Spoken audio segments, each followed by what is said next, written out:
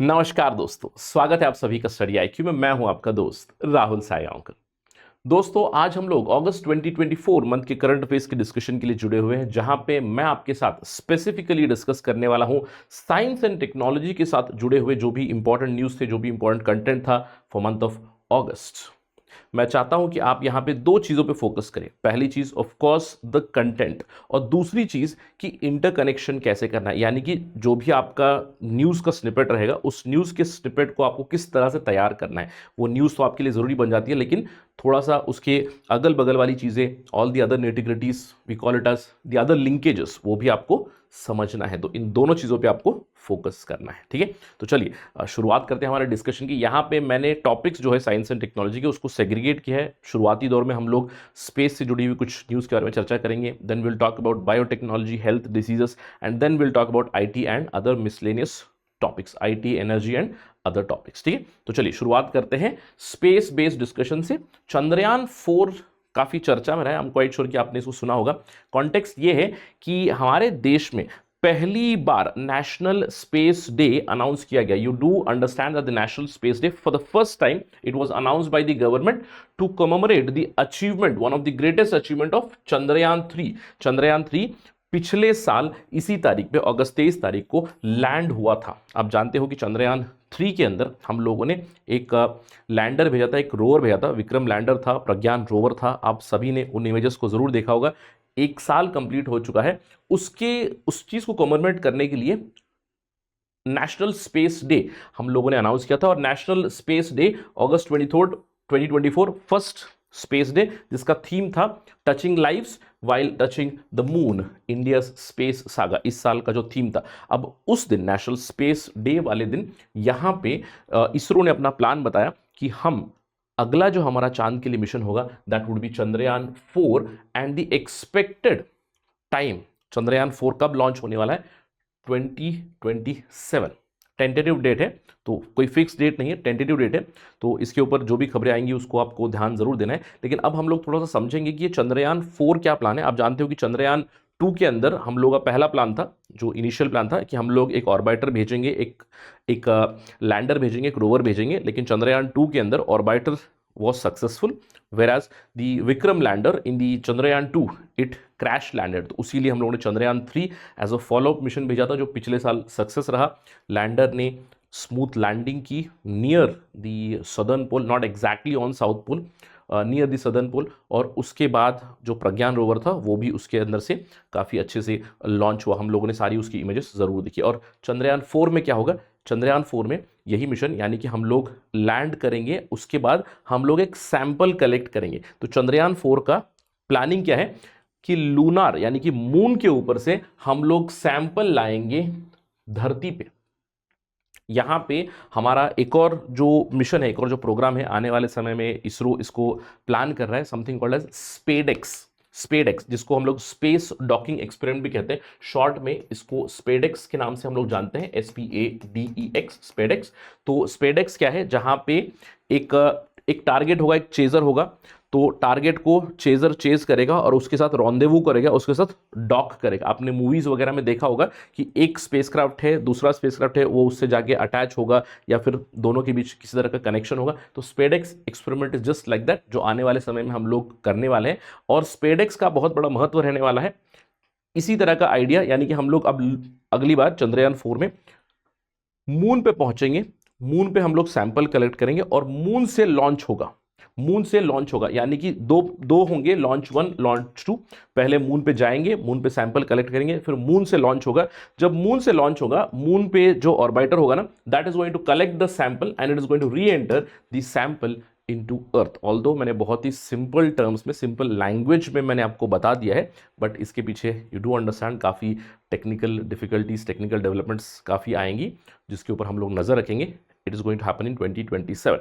अब मैंने आपको ये क्यों बताया, क्योंकि सवाल इस तरह के आ सकते हैं कि चंद्रयान 4 में हमारा प्लान क्या है, कि चंद्रयान 4 में हमारा सैंपल रिटर्न का प्रोग्राम है। सैंपल रिटर्न के साथ साथ हमारा स्पेडेक्स जो प्रोग्राम है, स्पेस डॉकिंग एक्सपेरिमेंट, ये भी काफ़ी मदद करेगा। क्योंकि जो सैंपल हम लोग रिट्रीव करेंगे मून से, तो मून के ऑर्बिट तक जो जाएगा, जो सैंपल आएगा, उसको हमारे स्पेडेक्स, यानी कि SpaDeX experiment will prove that technology, कि जो चेजर रहेगा वो जाएगा, सैंपल को लेगा, और धरती में री एंट्री करवा देगा। ओके, ठीक है।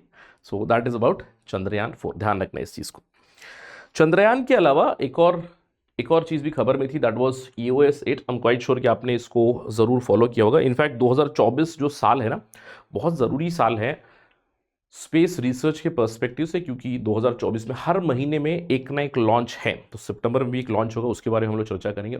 जो अगस्त में लॉन्च हुआ that was EOS 8, earth observation satellite 8, EOS, earth observation satellite 8। अब यहां पे ध्यान रखना है, इसरो सक्सेसफुल लॉन्च EOS 8। इसके अंदर एक बहुत ही इंपॉर्टेंट चीज क्या है, SSLV के थ्रू इसको भेजा गया। SSLV क्या है, स्मॉल सैटेलाइट लॉन्च व्हीकल। आप जानते हो कि हमारे 3 फ्लैगशिप या 3 बहुत ही इंपॉर्टेंट स्पेस लॉन्चर्स हैं। सबसे पहला हमारा जो डेवलप किया हम लोगों ने PSLV, इसके बहुत सारे वेरिएंट है, पोलर सैटेलाइट लॉन्च व्हीकल। इसके अलावा हम लोगों ने GSLV भी डेवलप किया है, इसको हम लोगों ने नाम दे दिया है LVM-3। GSLV स्पेशली मार्क 3 जो है, इसको LVM-3 का नाम दे दिया गया। एंड देन रिसेंटली 2020 में जब से न्यू स्पेस इंडिया लिमिटेड बना है, जो प्राइवेट आर्म है इसरो का, उसने इस चीज को डेवलप किया SSLV को। SSLV small satellite launch vehicle. In fact पिछले साल सरकार ने हमें यह भी बताया है कि SSLV को हम लोग प्राइवेट सेक्टर को देने वाले हैं, ये सरकार ने हमें जरूर बता दिया है। सो लेट्स सी इसके ऊपर क्या डेवलपमेंट होगी। बट अभी फिलहाल EOS 8 ये क्या था, ये हमारा एक स्मॉल सैटेलाइट लॉन्च व्हीकल से लॉन्च किया हुआ मिशन था, अर्थ ऑब्जर्वेशन सैटेलाइट 08।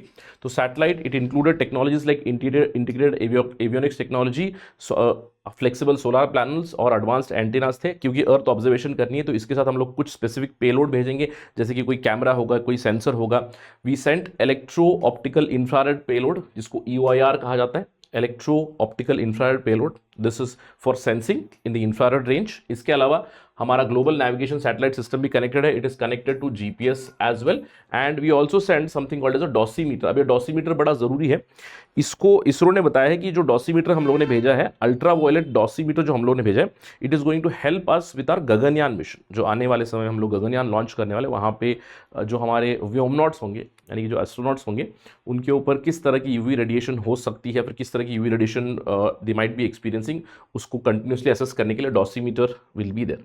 और इस EOS 8 का ऑब्जेक्टिव क्या था कि micro satellite development, micro satellite launch, और साथ ही साथ फ्यूचर टेक्नोलॉजीज यानी कि फ्यूचर ऑपरेशनल सैटेलाइट्स हम लोग कैसे भेज सकते हैं, छोटे छोटे सैटेलाइट्स थ्रू SSLV। क्यों? क्योंकि अर्थ ऑब्जर्वेशन सैटेलाइट 08 के साथ हम लोगों ने एक और भी चीज भेजी थी, and that is your SR डेमोसैट। एक छोटा सा माइक्रोसैट था जिसको स्पेस किड्स इंडिया ने डेवलप किया था। तो 2 पेलोड थे, एक तो earth observation satellite 08 and another experimental satellite developed by space kids India. अगर हम लोग बात करें SSLV की, आई एम क्वाइट श्योर कि आपने SSLV के बारे में पहले भी पढ़ा होगा। SSLV का जो रेंज है, बेसिकली 10 kg से लेकर आपका 500 kg तक का ये सैटेलाइट भेज सकता है। मैक्सिमम रेंज क्या होगी? मैक्सिमम रेंज होगी 500 किलोमीटर्स। ठीक है, in the low earth orbit में 500 kg तक भेज सकता है। ठीक है, सो 500 किलोमीटर्स तक चला जाएगा। You need to understand this. अगर थोड़ा सा वेट कम है तो we can even reach till the sun synchronous orbit. SSLV का हमें ज़रूर बताया गया था कि अगर 300 kg तक का अगर पेलोड रहेगा, we can even send it to sun synchronous orbit which should be somewhere around 800 to 850 kilometre की रेंज में आपको मिलेगा। ठीक है, और इस लॉन्च में, SSLV D3 लॉन्च में हम लोगों ने भेजा था EOS 08, अर्थ ऑब्जर्वेशन सैटेलाइट 08, और उसके साथ ही साथ SR0 डेमोसैट स्पेस किड्स इंडिया ने जिसको डेवलप किया था। और मैंने आपको पेलोड के बारे में बताया, 3 पेलोड भेजे थे हम लोगों ने। EOIR पेलोड भेजा था मिड इंफ्रारेड रेंज का। इसका मेन काम क्या होगा कि सैटेलाइट बेस्ड सर्विलेंस करेंगे, डिजास्टर मैनेजमेंट में मदद करेगा, कंटिन्यूस रिमोट सेंसिंग करेगा वो। इसके अलावा हम लोग we are also connected with the GPS, and then we have sent SIC UV dosimeter। अब ये डॉसीमीटर क्या करेगा? It will continuously monitor the UV irradiance at a view port, जहां पे क्रू मॉड्यूल हमारा होगा गगनयान में, जहां पे भेजेंगे उस स्पेसिफिक पॉइंट के पर्सपेक्टिव से वो मेजर करता रहेगा। तो continuously it will measure that. ठीक है, तो ये हमारा फ्यूचरिस्टिक प्लान भी है। गगनयान अभी लॉन्च होना है, यू डू अंडरस्टैंड, इसलिए EOS 08 was also very important. ठीक है, तो यहाँ पे I would like you to keep specific focus on SSLV और SSLV की स्पेसिफिकेशन के ऊपर। जैसे मैंने बताया, SSLV को प्राइवेट सेक्टर को हम लोग थमाने वाले हैं, ऐसा नहीं कि डायरेक्टली दे देंगे। यू डू अंडरस्टैंड, टेंडरिंग वगैरह होगी तो इसको भी फॉलो अप करते रहें आगे वाले करंट अफेयर्स में, जब भी होगा तब भी हम लोग भी डिस्कस जरूर करेंगे। ठीक, राइट, चलिए आगे बढ़ते हैं। इसके अलावा एक और न्यूज है, नियोवाइज टेलीस्कोप। ये नियोवाइज टेलीस्कोप अगेन बड़ा ही इंटरेस्टिंग है, नियोवाइज टेलीस्कोप। ये जो नियोवाइज टेलीस्कोप है ना, पहले वाइज टेलीस्कोप था, ये किसका है? नासा का है। नासा का नियोवाइज जो है ना, ये प्रोजेक्ट खत्म हो गया। The project has ended, this project has ended. It mark the end of the journey almost more than a decade, क्योंकि इसको लॉन्च किया गया था दिसंबर 2009 में। पहले वाइज था, वाइज means wide field infrared survey explorer, जहां पे it was mainly designed to monitor asteroids and comets, especially those that might threaten the earth, यानी कि अर्थ को जो खतरा कर सकते हैं उस तरह के एस्टेरॉइड्स को स्टडी करने के लिए वाइज भेजा गया था। लेकिन वाइज को हाइबरनेशन से वापस लाया गया, 2009 में इसको भेजा गया था। लेटर ऑन फिर से 2013 में वाइज हाइबरनेट हो गया था, 2013 से पहले, तो उसको हाइबरनेशन से वापस लाया गया और उसके बाद इट वॉज मेड नियोवाइज, नियर अर्थ ऑब्जेक्ट ऑब्जर्वेटरी करके इसको रखा गया था। अब ये ज़रूरी चीज़ है आपके लिए ध्यान रखना कि इस मिशन का लाइफ समाप्त हो चुका है। नियोवाइज has been now suspended, it's over. That means July 31st 2024 उसका लास्ट डे था, खत्म हो गया। और ये अभी इसको अर्थ, अब आप ज़रूर जानते होंगे कि अगर इस नियोवाइज को वैसे ही छोड़ देंगे तो क्या होगा। सर अगर ऐसे ही छोड़ेंगे तो क्या होगा? ये तो स्पेस का कूड़ा बन जाएगा, it will become space debris. You know about Kessler syndrome.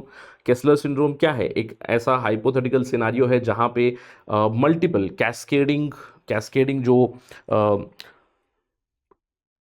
टकराव हो जाएगा ना, यानी कि जो वेस्ट होता है, स्पेस डेब्री होता है, एक चीज से टकरा के दूसरी चीज से टकरा जाए, उसके छिद्रे निकलेंगे और कंटिन्यूसली एक सस्टेनिंग कैस्केडिंग कॉलिजन शुरू हो जाएगा, जिससे कि सारे के सारे सैटेलाइट्स हमारे जो ऑर्बिट में खत्म हो सकते हैं। That is Kessler syndrome. तो अगर इस नियोवाइज को वापस नहीं लाएगा तो वो भी कॉन्ट्रीब्यूट कर देगा किस चीज को? It is going to contribute to the space debris. तो इसको वापस लाने वाले, तो it is going to burn up into the atmosphere pretty soon in 2024 at the end of 2024। ठीक है, ध्यान रखना है। Clear, right. तो this was the news about space. Let's move ahead. In fact आगे जाने से पहले आप सभी के लिए एक छोटा सा नोटिस है, सारे के सारे यूपीएससी एस्पिरेंट्स के लिए, स्पेशली लॉन्ग टर्म जो भी एस्पिरेंट्स है 2026 की जो तैयारी करना चाहते हैं, आप आईएएस बनना चाहते हैं, आईपीएस बनना चाहते हैं, आपका पर्सपेक्टिव प्लान है, 2026 की एग्जाम अटेम्प्ट करनी है, 2027 की एग्जाम अटेम्प्ट करनी है, बहुत ही आइडियल होगा स्पेशली होम मेकर्स के लिए, कॉलेज स्टूडेंट्स के लिए, वर्किंग प्रोफेशनल्स के लिए, कि आप अपना लॉन्ग टर्म में प्रिपरेशन प्लानिंग कर सकते हो। तो हम लोग long term batches 2026-27 we are providing you, जहाँ पे आपकी प्रिपरेशन के साथ में हम लोग रहेंगे। ऑफ कोर्स ये P2I है, यानी कि जब भी आप अटेम्प्ट दोगे, प्रीलिम्स, मेंस, इंटरव्यू सभी की तैयारी हम ही करवा देंगे, ये तो आप जानते ही हो, यू डू नो दैट। लेकिन इसके अंदर भी लॉन्ग टर्म बैच के लिए भी वी हैव गिवन प्रतिज्ञा प्लस। ये प्रतिज्ञा प्लस का इंपॉर्टेंस क्या है कि हम लोग जब भी आप एग्जाम अटेम्प्ट करोगे, आप चूज करो 2026 या 27 है, आप अपना प्रिलिमिनरी एग्जाम क्लियर करो, सारे के सारे पैसे आपको वापस मिल जाएंगे। अभी फिलहाल डिस्काउंटेड प्राइस भी चल रहा है, अगर आप मेरा कोड इस्तेमाल करोगे Rahul live, you will get 2026 at 32,999, 33,000 and 38,000 में। ये पूरा का पूरा पैसा आपको वापस मिल जाएगा अगर आप प्रिलिमिनरी एग्जाम क्लियर कर दोगे। और आप जानते हो कि स्टडी IQ का मोटो ही है quality education at affordable prices, and this will be completely affordable, almost zero, basically zero, अगर आप क्लियर कर लोगे अपनी preliminary examination whichever attempt you give. ठीक है, so enrol because the classes starting from 5th September 2024। I will see you in the class, alright. चलिए आगे बढ़ते हैं, अगले सेक्शन में चलते हैं। अगला सेक्शन है about biotechnology, health diseases etcetera. I am quite sure आपने सुना होगा चांदीपुरा वायरस के बारे में। चांदीपुरा वायरस के केसेस काफ़ी ज़्यादा बढ़ रहे हैं। जो चांदीपुरा वायरस है, it's continuously expanding. Chandipura virus, सबसे पहले ध्यान रखना है, it is a RNA virus. Note करना है, एक वायरस या तो DNA वायरस हो सकता है या तो RNA वायरस हो सकता है। ठीक है, या तो उसके अंदर DNA होगा तो या तो RNA होगा, उसका जेनेटिक इन्फॉर्मेशन। ये RNA वायरस है, it belongs to a family called as rhabdoviridae family. Sir क्या ये टेक्निकल टर्म्स याद रखने की जरूरत है? नॉट नेसेसरी पर से, नॉट नेसेसरी पर से, क्योंकि जैसे मैंने बताया rhabdoviridae family, rhabdo includes the rabies virus also. ठीक है, अब इसको चांदीपुरा वायरस क्यों कहते हैं, क्योंकि पहली बार ये चांदीपुरा गांव में मिला था, यानी कि पहला केस जो चांदीपुरा के सिम्टम्स आए थे वो चांदीपुरा मिला जाता है। चांदीपुरा कहाँ पे आता है, एक छोटा सा गांव है महाराष्ट्र में। 1965 में इसके बारे में हमें जानकारी मिली थी। अब चांदीपुरा वायरस क्या करता है, चांदीपुरा वायरस सबसे पहले आपको ध्यान रखना है स्प्रेड होता है। अब वायरस को एक वेक्टर की जरूरत पड़ती है, यू डू अंडरस्टैंड। सर इस वायरस का वेक्टर कौन है, इस वायरस का वेक्टर है सैंड फ्लाई। नोट करना है केवल सैंड फ्लाई नहीं है, ठीक है, सैंड फ्लाई भी हो सकता है और मच्छर भी हो सकता है, दैट इज एडिस इजिप्टी। और ये बायोलॉजिकल वेक्टर है, यानी कि इन मॉस्किटोज में, इन सैंड फ्लाइज की जो सैलिवरी ग्लैंड होती है उसके अंदर ये रहेंगे, और अगर ये इंसानों के पास पहुंच जाएंगे, इंसानों को काट देंगे, तो that will reach into human body, और वहां से धीरे धीरे स्प्रेड होना शुरू हो जाएंगे। अब आपको नोट करना है यहाँ पे जो सिम्टम्स होते हैं, it mainly affects the children age 9 months to 14 years, यानी कि बच्चों में काफ़ी ज़्यादा मिलता है। बच्चों के अंदर जैसे ये हो जाए तो वॉमिटिंग यानी कि उल्टियाँ हो जाती हैं, लूज मोशन, दस्त लग जाती है, हेडेक, सरदर्द वगैरह, और if it reaches central nervous system it can also lead to very severe problems of encephalitis, यानी कि आपके ब्रेन का जो टिश्यू होता है उसकी इन्फ्लेमेशन जो होती है उसको हम लोग कहते हैं एंसेफेलाइटिस, ठीक है।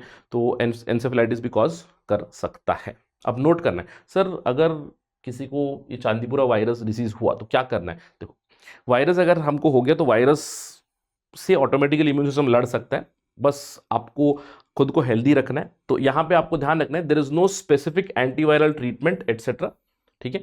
तो या इसका कोई वैक्सीन भी नहीं है, there is no vaccine. Note करना है there is no vaccine, there is no specific treatment, बस मैनेजमेंट करना है। जैसे वायरस को तो मेरा इम्यून सिस्टम लड़ लेगा, तो मुझे अपना इम्यूनिटी बढ़ाना है, मुझे अपनी हेल्थ ठीक रखनी है, तो ज़्यादा ज़्यादा फ्लूइड लेना है, हेल्थ अच्छी रखनी है, तो धीरे धीरे वायरस खत्म हो जाएगा, ठीक है। नोट करना है चांदीपुरा वायरस, काफ़ी ज़्यादा केसेस आ चुके हैं इंडिया में, क्लियर। तो अगर कोई MCQ वगैरह बनेगा, I hope that you will be able to solve these questions. Next, after Chandipura virus another very big news has come. अगस्त 2024 में एक बहुत बड़ी खबर आई है, सरकार ने भी इसको बताया कि मेघालय में एक केस आया पोलियो का। आप जानते हो कि पोलियो विश्व में से ऑलमोस्ट इरेडिकेट हो चुका है, भारत में से तो इरेडिकेट हो चुका है। पोलियो का जो हमारा प्रोग्राम है, 2 बूंद जिंदगी प्रोग्राम, काफी सक्सेसफुल प्रोग्राम रहा है, लेकिन कुछ जो वाइल्ड पोलियो वायरस टाइप 2 है वो वैक्सीन की वजह से भी हो सकता है, वैक्सीन डिराइव्ड भी हो सकता है। तो सरकार ने भी यही कहा है कि मेघालय में रिसेंटली, मेघालय के तिकरी किला में एक केस आया था जहां पे 2 साल के बच्चे, 2 year old child has been confirmed as a vaccine derived polio case, ठीक है।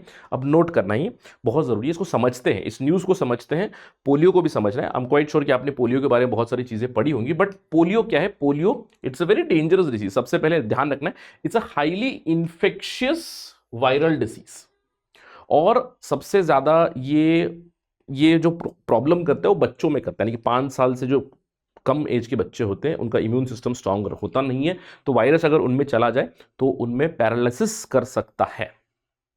और ये स्प्रेड कैसे होता है, प्रिडोमिनेटली स्प्रेड होता है फीकल मैटर से, यानी कि फीकल कॉन्टैक्ट। तो the spread of the virus is mainly from person to person, mainly through faecal oral route, faecal oral route, या फिर कई बार अदर थिंग्स ऑल्सो, जैसे कि कंटेमिनेटेड वाटर, फूड से भी होता है, बट लार्जली फीको ओरल मैटर से होता है। यानी कि जो अगर हम लोग कहते हैं ना कि ओपन डिफिकेशन फ्री होना है, स्वच्छ भारत अभियान जो हमारा है, अगर सक्सेसफुली करेंगे तो इस तरह के केसेस बंद ही हो जाएंगे, यू डू अंडरस्टैंड। साथ ही साथ हमारा वैक्सीनेशन प्रोग्राम भी चल रहा है, वेरी इंपॉर्टेंट, ठीक है। तो ये करता क्या है बीमारी, ये नर्वस सिस्टम पे अटैक करता है और अल्टीमेटली ये एक तरह की पैरालिसिस कर देता है, ठीक है। आपने जरूर देखा होगा पोलियो केसेस एटसेट्रा को। और वाइल्ड पोलियो वायरस जो है, हम लोग एक समय था विश्व में, मैं कहूँगा 1970s 1980s में वाइल्ड पोलियो वायरस एक बहुत ही बड़ा प्रकोप बना हुआ था बच्चों में। जैसे बहुत सारे बच्चों में पोलियो वायरस ने वो पैरालिसिस की प्रॉब्लम लाई है, पैरालिटिक अटैक की प्रॉब्लम लाई है, राइट, डिफॉर्मेशन आई हुई है। तो धीरे धीरे हम लोगों ने कम किया, केसेस काफ़ी कम किए हुए, इंडिया ही नहीं पूरे विश्व में।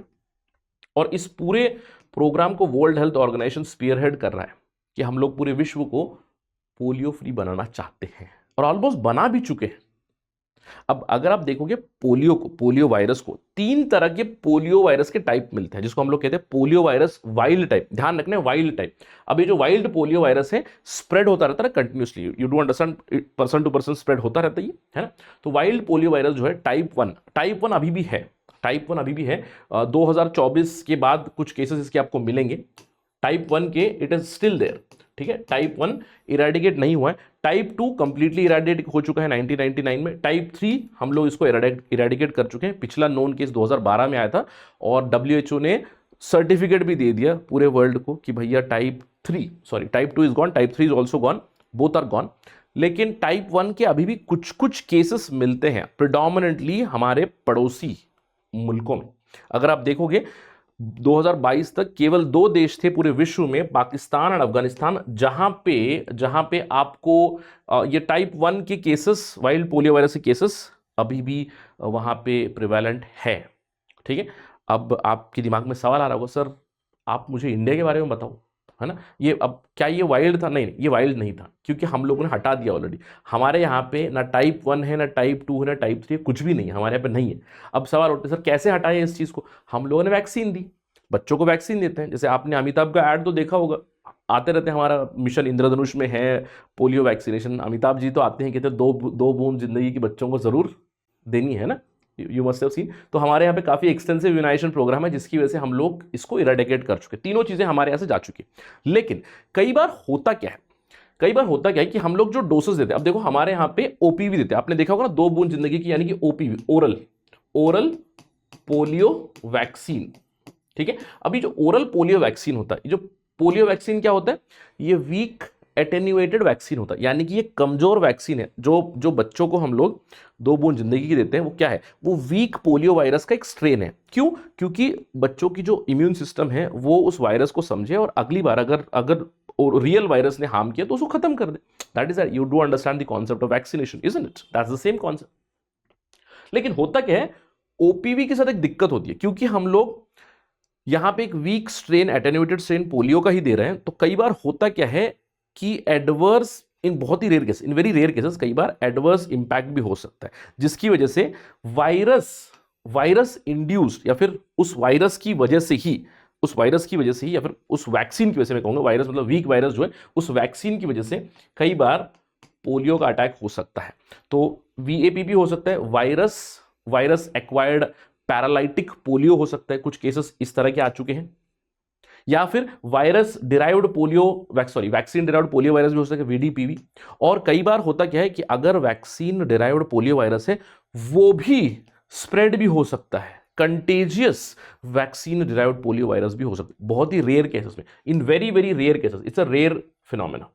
इसीलिए आप जानते हो कि जो भी देश है अपनी क्षमता से इस OPV को भी हटा दे रहे हैं। आप जानते हो कि अब इंडिया का भी अगर आप फ्यूचर देखोगे ना, अब क्योंकि इंडिया में शेयर नंबर बहुत ज़्यादा है, शायद ओरल पोलियो वैक्सीन जो है हमारा, शायद अगले कुछ सालों तक या फिर दशकों तक शायद रहेगा, बट रेयर केसेस में इट कैन हैपन।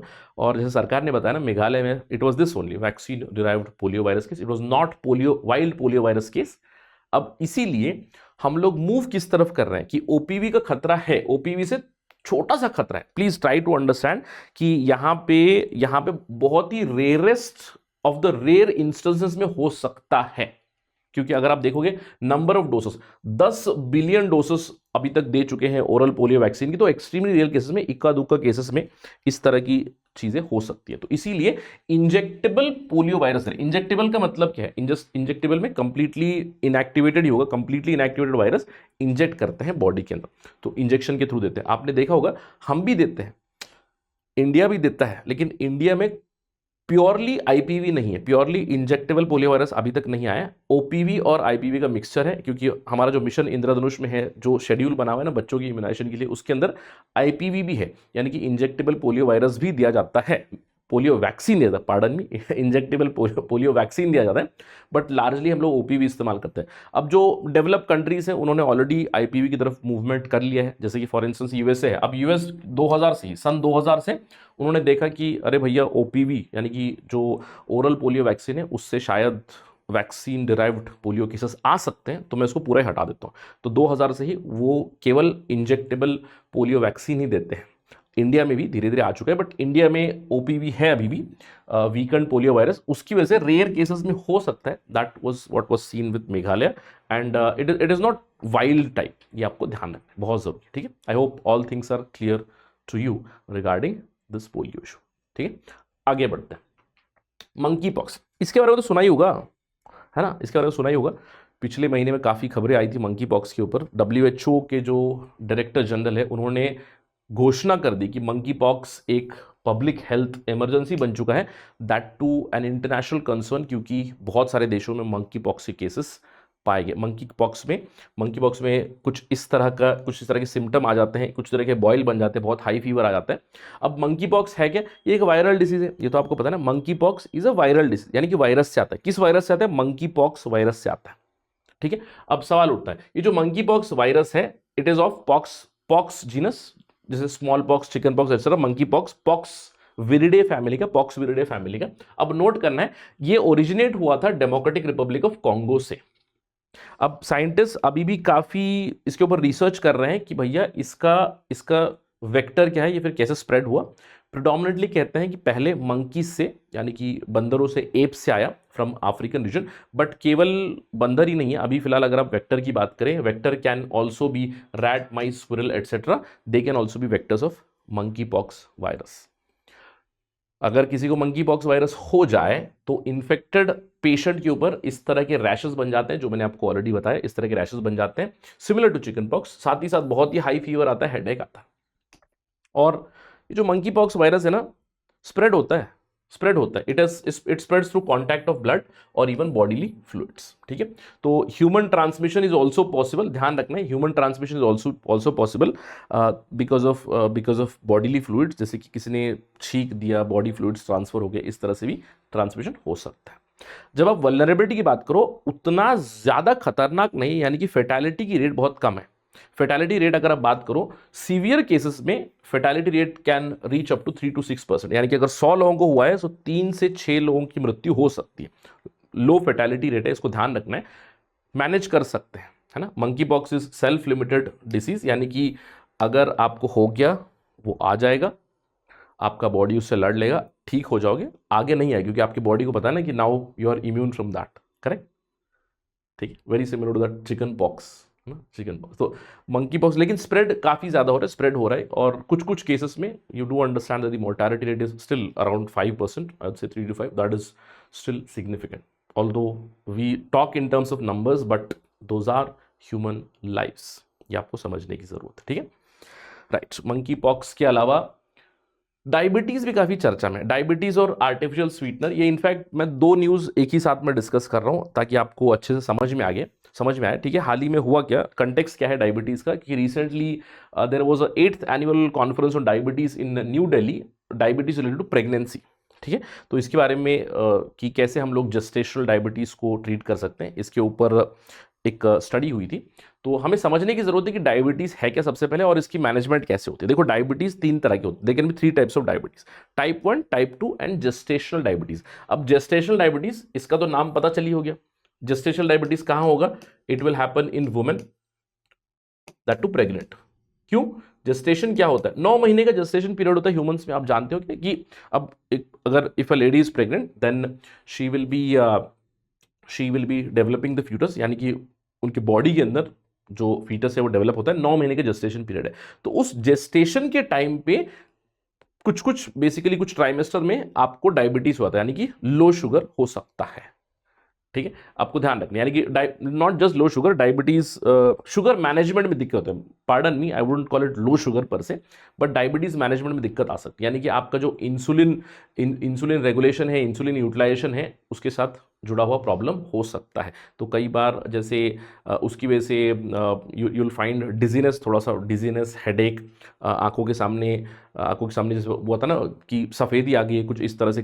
कई बार आपने देखा होगा, आपके रोज़मर्रा की लाइफ में ऑब्जर्व कीजिए, अगर आपके फैमिली में समबडी इज प्रेग्नेंट एटसेट्रा, और in your neighbourhood around, you can just see कि उनका एक्सपीरियंस कैसा रहा है, कि एक पर्टिकुलर एक पर्टिकुलर टाइम पे जेस्टेशन बेस्ड डायबिटीज की प्रॉब्लम हो सकता है। इसके अलावा टाइप 1 है। अब टाइप 1 तो ऑटो इम्यून है यार, ये बहुत ही रेयर है। जैसे ऑटो इम्यून मतलब ये लोगों में होता है जैसे जिनका भी इम्यून सिस्टम उनके खिलाफ काम कर रहा है, और इम्यून सिस्टम कुछ इस तरह से काम कर रहा है कि जो सेल अब सेल कहाँ पे प्रोड्यूस होता है, पैनक्रियास आपका इंसुलिन प्रोड्यूस करता है। तो पैनक्रियास इंसुलिन जो प्रोड्यूस करने वाले सेल है पैनक्रियास के अंदर, आपका इम्यून सिस्टम उन सेल को ही खत्म कर रहा है, तो आप इंसुलिन ही प्रोड्यूस नहीं कर पा रहे हो।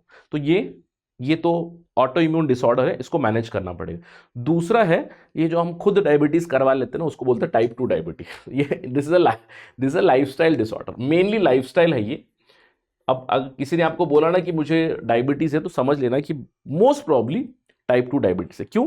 इट्स अ लाइफस्टाइल डिसऑर्डर जहां पे आपका बॉडी इंसुलिन प्रोड्यूस कर रहा है, या तो कम कर रहा है या तो ज्यादा कर रहा है, या फिर आपके बॉडी में वो इस्तेमाल नहीं हो रहा है। दैट्स द बेसिक आइडिया, ठीक है। Type 2 diabetes, clear. अब डायबिटीज जिसको भी होता है, क्या सिम्टम्स क्या होते हैं? फ्रीक्वेंट यूरिनेशन होती है, कई बार ब्लरी विजन होती है, बोलते हैं आंखों के सामने ऐसे सफेदी आ चुकी है, कहते हैं नौशिया होता है, बहुत ज्यादा हंग्री भी फील करते हैं। सो पॉलीयूरिया, पॉलीडिप्सिया, ये फीलिंग आती है, राइट। सो वेट लॉस भी, अनप्लान्ड वेट लॉस होता है, सडन मूड चेंजेस भी हो सकते हैं, राइट। बहुत ज्यादा जल्दी टायर्ड फील कर सकते हैं, बहुत ज्यादा प्यास भी लगती है, right. So polyuria, polydipsia, extensive thirst, extensive hunger, extensive urination, ये सारे कुछ सिम्टम्स है डायबिटीज के। And diabetes it is connected with your insulin. अभी जो इंसुलिन क्या करता है, इंसुलिन आपके बॉडी का जो ब्लड शुगर है, आपके बॉडी का जो ब्लड शुगर है, ये ब्लड शुगर कम करता है ना। और अगर इंसुलिन इस्तेमाल नहीं हो रहा है तो एक और हार्मोन हमारी बॉडी में होता है, इट्स कॉल्ड एज ग्लूकागॉन। अब ग्लूकागॉन जो है ये आपके बॉडी के ब्लड शुगर को, ये ज्यादा करता है। ये दोनों ही जो हार्मोन्स हैं, ग्लूकागॉन और इंसुलिन, दोनों ही प्रोड्यूस होते हैं बाय पैंक्रियास। पैंक्रियास प्रोड्यूस, इसको ध्यान रखना है, always it is produce by pancreas. Okay, pancreas, clear.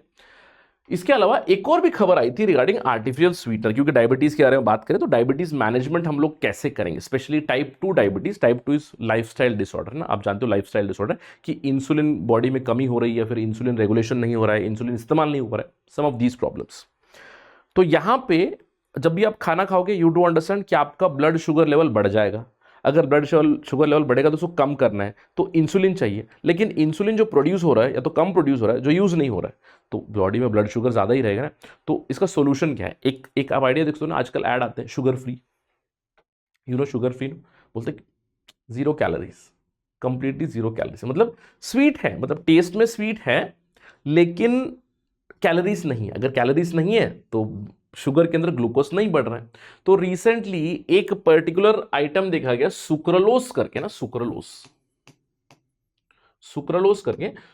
के ऊपर एक टेस्टिंग हुई जहां पे बताया गया कि it has no major impact on glucose और HbA1c। HbA1c आपका एवरेज टेस्ट है। HbA1c जो टेस्ट होती है, नोट करना है, this is average glucose test, मैं कहूंगा average blood glucose test, if I am not wrong 3 month average लिया जाता है, ध्यान रखना है।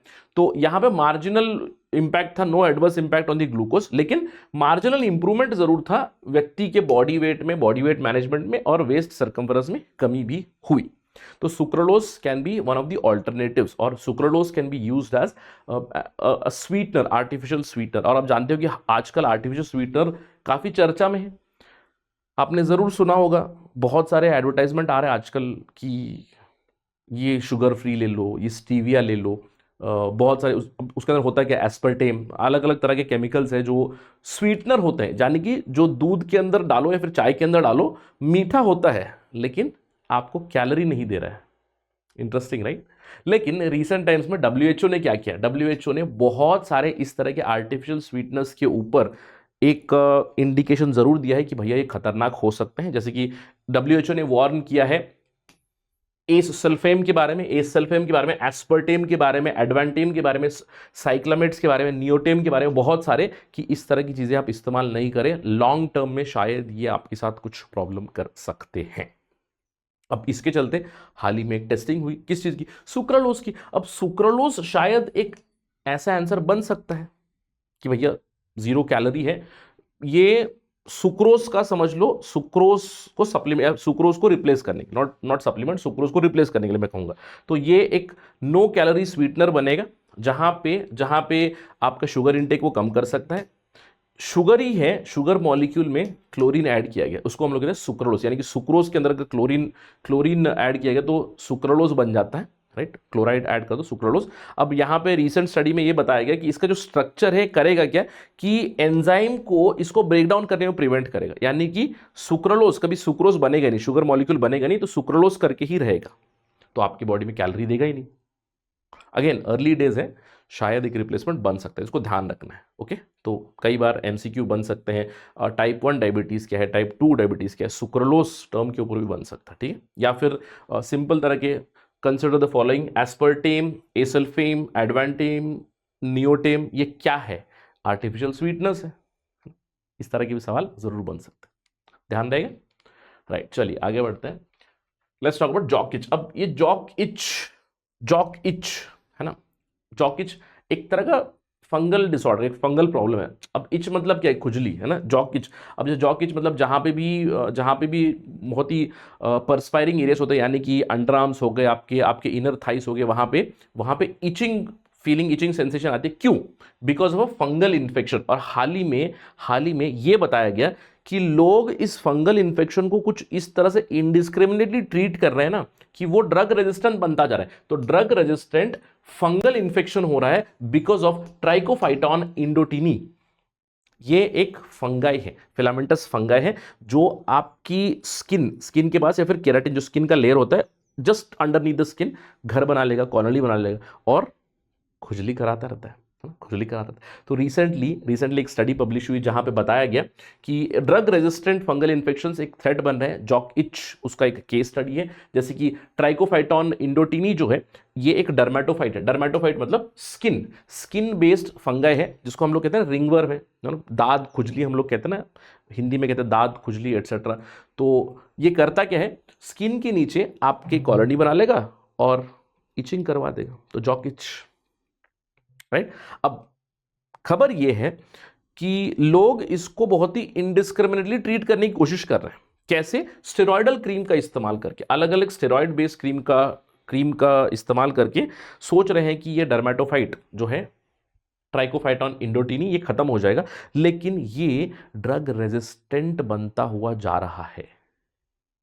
ऑल्दो इसकी ट्रीटमेंट अवेलेबल है, लेकिन लोगों को पता नहीं है, या फिर डॉक्टर के पास नहीं जाना चाहते हैं, या फिर महंगी दवाई है। इस तरह से ट्रीटमेंट है, treatment is through something called as itraconazole है। तो इट्राकोनाजोल ट्रीटमेंट है, दूसरे ट्रीटमेंट मेथड्स भी हैं, लेकिन ओटीसी जो होता है ना ड्रग्स की, मेडिकल पे जाओगे, बोलोगे अरे यार खुजली हो रहा है, वो बोलेगा ले ले इचगार्ड ले ले, ये ले ले, वो ले लेना, कुछ ना कुछ दे देगा, तो स्टेरॉयडल क्रीम्स दे देंगे, तो उससे वो और इतना रेजिस्टेंट हो रहा है।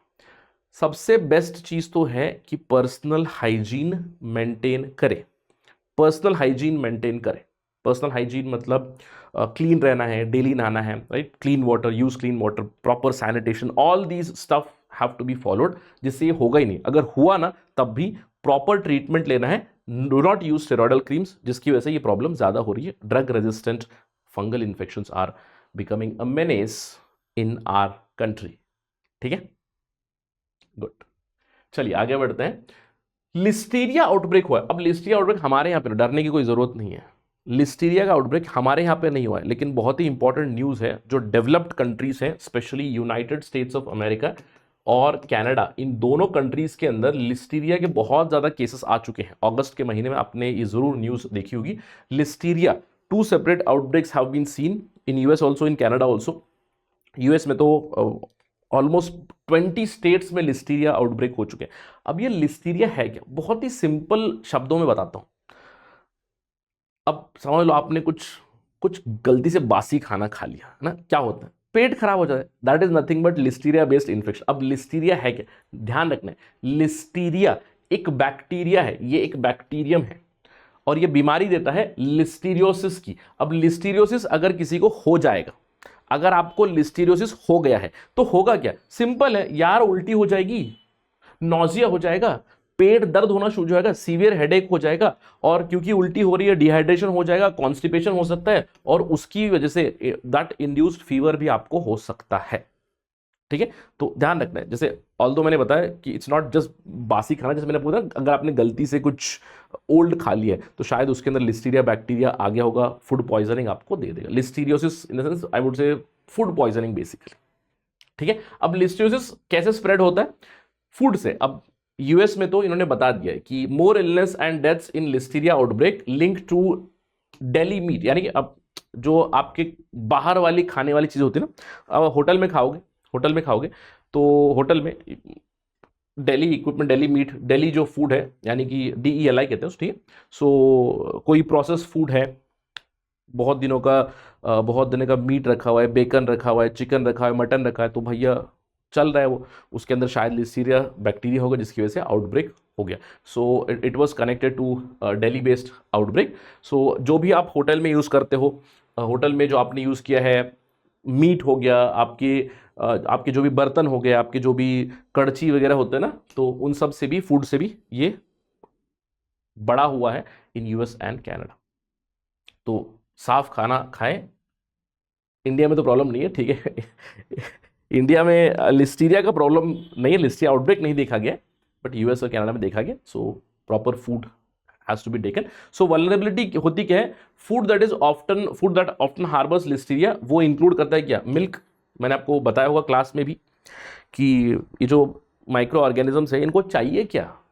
इनको चाहिए, अरे इनको चाहिए खाना, प्रोटीन चाहिए ना। तो मिल्क हो गया, रॉ स्प्राउट्स हो गया, मीट हो गया, स्पेशली मीट, हॉट डॉग, चीज़ एट्सेट्रा, तो यहाँ पे काफ़ी ज़्यादा मात्रा में आपको मिल जाएगा। और सबसे ज़्यादा हानि किसको होती है? सबसे ज़्यादा वल्नरेबल जो है, बच्चे हो गए, बूढ़े हो गए, बूढ़े हो गए, प्रेग्नेंट लेडीज़ हो गए, उनको काफ़ी ज़्यादा दिक्कत हो जाएगी, क्योंकि वॉमिटिंग हो रही है, डिहाइड्रेशन हो रही है, यानी कि वॉमिटिंग हो रही है, डायरिया हो रहा है, जिससे डिहाइड्रेशन हो सकता है, डिहाइड्रेशन से जुड़ी हुई और भी प्रॉब्लम्स हो सकती है। It can turn very very serious as well if not managed. अब ट्रीटमेंट तो है ही ना, ट्रीटमेंट क्या है? अरे एंटीबायोटिक ले लो, take antibiotics which will end listeria. Even broad spectrum antibiotics can also work on this, जैसे कि सेफेक्सिन वगैरह भी चल जाती है। ठीक है, broad spectrum antibiotics, cephalexin, amoxicillin etcetera, it might work on that. ठीक है, right. Again I am not a doctor, तो डॉक्टर को कंसल्ट करके लेना है, मैं ऐसे ही आपको एग्जाम की पर्सपेक्टिव से बता रहा हूँ। ठीक है, राइट। लिस्टीरिया के बाद चलिए आगे बढ़ते हैं प्रोकैरियोट्स के बारे में। बड़ी इंटरेस्टिंग सी न्यूज़ है, although I don't think I need to tell anything about this to you. क्यों?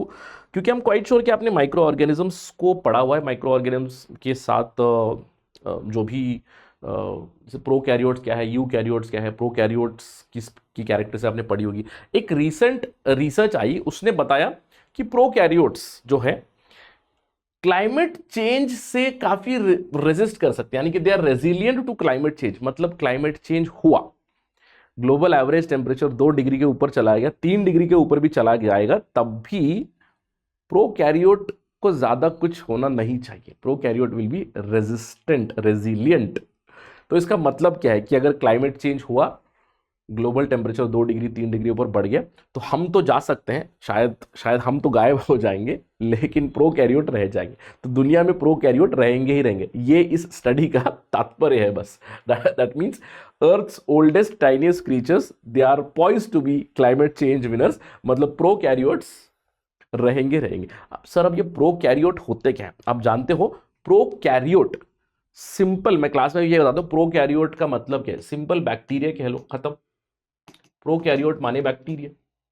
बस 2 प्रकार के जरूर आते हैं आपको, you have bacteria, you have archaea, और आर्केई बैक्टीरिया ऑल्सो प्रिमिटिव जो भी सेल्स है हमारे, प्रिमिटिव ऑर्गेनिजम्स जो है। अब हमारे बॉडी के अंदर यूकैरियोटिक सेल होता है, प्रोकैरियोटिक सेल बहुत ही सिंपल होता है, you do understand. Prokaryotic cell की जब आप बात करोगे, एक बैक्टीरिया जो है, उस बैक्टीरिया के अंदर उसका जेनेटिक इंफॉर्मेशन रहेगा, साइटोप्लाज्म तो है ऑफ कोर्स, जेनेटिक इंफॉर्मेशन, ये उसका डीएनए है, ये उसका डीएनए। कई सारे प्रोकैरियोट्स के ऊपर you also find a cell wall. In fact majority prokaryotes have a cell wall, और इनके अंदर एक बहुत ही इंटरेस्टिंग चीज होती है जो मैं हमेशा कहता हूं, दैट इज योर प्लाज्मिड, है ना। प्लाज्मिड इनको बचने में काफी मदद करता है ना, आप जानते हो इस चीज को। अब प्रोकैरियोट जो है, हम लोग प्रोकैरियोट को जब हम लोग बात करते हैं प्रोकैरियोट के बारे में, So we tell it's a primitive cell, of course. Primitive cell, it lacks organelles. We always tell it lacks organelles, correct? इसके अंदर आपके जो सेल के अंदर जो organelles होते हैं वो organelles इसके अंदर नहीं होते हैं. I agree with that, right? It also does not have true nucleus, यानी कि no true nucleus, no true nucleus, इसके अंदर न्यूक्लियस नहीं होता है. ठीक है, तो इसका जो जेनेटिक इंफॉर्मेशन है वो पूरा सेल के अंदर स्प्रेड होता है. कई बार जो जेनेटिक इंफॉर्मेशन है हमें ऐसा लगता है कि it is actually stuck at one particular place. इस चीज को हम लोग कहते हैं न्यूक्लियोइड. आपने जरूर इसको पढ़ा होगा, न्यूक्लियोइड. लेकिन this is not true nucleus. क्यों? क्योंकि इसके इर्द गिर्द कोई न्यूक्लियर मेम्ब्रेन नहीं है. There is no membrane. ठीक है, देयर इज नो मेम्ब्रेन. ये नोट करना है, बहुत जरूरी चीज है. Okay, there is no membrane on this particular part. There is no membrane on this particular part. ठीक है, clear? Now, अगर आप देखोगे कि प्रोकैरियोट्स की जो हम लोग बात करते हैं उनके अंदर ऑर्गेनेल्स नहीं है, ट्रू न्यूक्लियस नहीं है, लेकिन कुछ चीजें जरूर मिलती हैं जो मैं कहूंगा थोड़ा सा कॉमन है with a eukaryotic cell. Predominantly they have cell wall. ठीक है, उनके अंदर सेल वॉल है, उनका सेल मेम्ब्रेन भी है, ये तो आपको पता ही है. सेल मेम्ब्रेन भी आपको मिलेगा. यस सर, उनके अंदर साइटोप्लाज्म है क्या? उनके अंदर साइटोप्लाज्म भी है, ये भी मैं मान लूंगा. लेकिन एक बहुत ही इंपॉर्टेंट चीज है इन ऑर्गेनिजम्स के अंदर, वो है राइबोसोम. तो मैं बड़े अक्षरों में लिख रहा हूं राइबोसोम. राइबोसोम करता क्या है प्रोकैरियोट्स पे? राइबोसोम प्रोटीन को प्रोड्यूस करता है, प्रोटीन्स को. लेकिन हमारे राइबोसोम में और प्रोकैरियोटिक सेल के राइबोसोम में छोटा सा अंतर है. ठीक है, प्रोकैरियोट्स जो होते हैं इनके अंदर आपको मिलेगा 70s राइबोसोम. 70s, ये S क्या है? It's called Svedberg coefficient. Ribosome membraneless organelle है जो प्रोटीन प्रोड्यूस करते हैं. तो बैक्टीरिया को भी प्रोटीन प्रोड्यूस करना है, तो बैक्टीरिया के अंदर कम वैरायटी के प्रोटीन्स प्रोड्यूस होते हैं और इसका साइज हमारे राइबोसोम से छोटा है. क्यों? क्योंकि यूकैरियोटिक सेल के अंदर जो राइबोसोम है, कहां पे लिखा है जो राइबोसोम है? Where can I find ribosome? Okay, जो यूकैरियोटिक सेल का राइबोसोम है ना, this is called 80s ribosome, और ये इसका जो राइबोसोम है दिस इज 70s. ठीक है, याद रहेगा, राइट? तो I think this much information is enough for you prokaryotic cell के बारे में, प्रोकैरियोट के बारे में. बस ध्यान रखना है, हम लोग भैया क्लाइमेट चेंज की वजह से खत्म हो सकते हैं लेकिन प्रोकैरियोट बच जाएंगे. प्रिडोमिनेंटली मरीन एनवायरनमेंट है, मरीन एनवायरनमेंट में वो लोग बहुत ज़्यादा रह सकते हैं. ठीक है, गुड, राइट. चलिए आगे बढ़ते हैं. अब अगले सेक्शन पे चलते हैं. बायोटेक्नोलॉजी, हेल्थ, माइक्रो ऑर्गेनिजम्स का डिस्कशन हो चुका है. अब बात करते हैं थोड़ा सा आईटी के बारे में, एनर्जी से जुड़े हुए कॉन्सेप्ट्स के बारे में. स्मॉल मॉड्यूलर रिएक्टर काफ़ी चर्चा का विषय बने हुए. आई एम क्वाइट श्योर कि आपने सुना होगा, क्योंकि मैं कहूँगा पिछले 1 से 2 सालों में ये काफ़ी चर्चा में है. आई स्टिल रिमेंबर, मैंने एक वीडियो बनाया था ऑलमोस्ट लास्ट ईयर, जहाँ पे मैंने हाईलाइट करके बताया था कि स्मॉल मॉड्यूलर रिएक्टर्स को इवन नीति आयोग प्रमोट कर रहा है. नीति आयोग की एक छोटी सी पब्लिकेशन भी आई थी जहाँ पे उन्होंने बताया था कि small modular reactors can be answer to India's energy insecurity problem, and it will be of course clean energy, क्योंकि कार्बन डाइऑक्साइड रिलीज नहीं करता है. ऑफ कोर्स न्यूक्लियर जहाँ पे भी टर्म आता है उसके साथ खतरे जुड़े हुए हैं, लेकिन प्रिडोमिनेंटली कार्बन डाइऑक्साइड तो ज़्यादा रिलीज नहीं हो रहा है, क्लीन एनर्जी है ना. लेकिन न्यूक्लियर हार्म है, चीज़ें हैं, that is true. But small modular reactor है क्या? जैसे Indian government it is planning to team up with private sector to study the feasibility of small modular reactor. अब सर ये स्मॉल मॉड्यूलर रिएक्टर होता क्या? नाम में ही है ना, स्मॉल मॉड्यूलर रिएक्टर, छोटा साइज का है, मॉड्यूलर. अब मॉड्यूलर का मतलब क्या है? देखो, होता क्या है कि मॉड्यूलर मतलब अलग अलग मॉड्यूल्स है जिसको साथ में असेंबल कर सकते हो, बस. तो इसका मतलब क्या है? इसकी फैब्रिकेशन में आसानी होगी.